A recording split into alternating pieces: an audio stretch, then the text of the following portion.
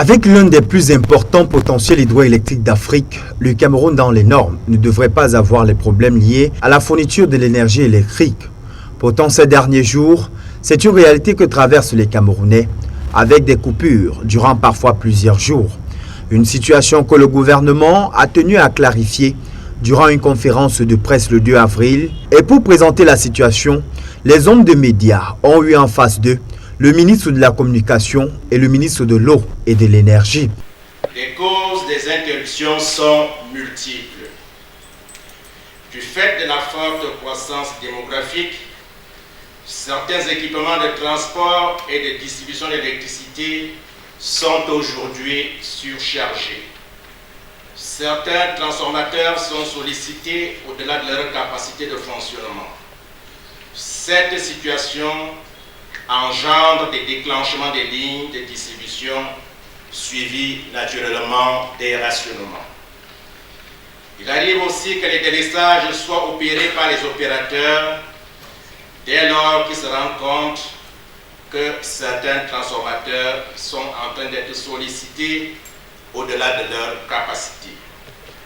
C'est également le cas lorsque les opérateurs procèdent au remplacement des poteaux bois pourris par des poteaux en béton ou alors lors des travaux de maintenance sur les lignes de transport.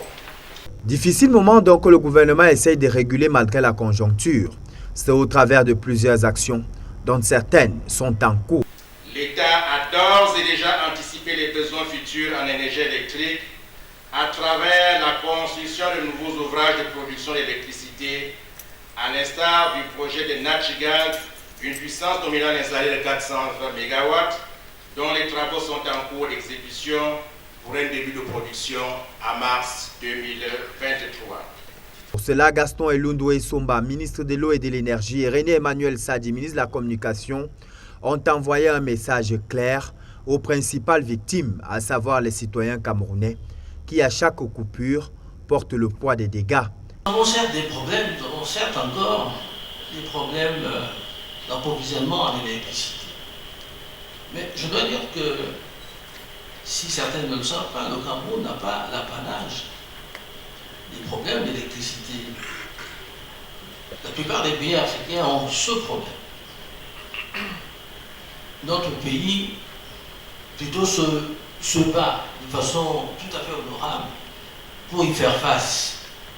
Et quand on a suivi le ministre, on a pu noter les efforts colossaux qui sont déployés par le gouvernement de la République. Ceci nous amène à inviter nos compatriotes à la compréhension. Les explications ont été données par le ministre de l'Énergie. Les inviter également à la patience. Le ministre l'a dit à plusieurs reprises, parce que l'ensemble des projets colossaux qui sont déjà réalisés et ceux qui sont à venir permettront de façon graduelle au Cameroun véritablement de résoudre ce problème de l'approvisionnement en électricité. En attendant, la Sonatrel, l'Arcel et bien sûr Eneo vont continuer à se battre pour que l'amélioration de la tension électrique enraye définitivement le problème de coupure à travers des actions dont l'une des plus visibles reste le remplacement des poteaux électriques en bois par ceux en béton, un gage de longévité, mais surtout de sécurité.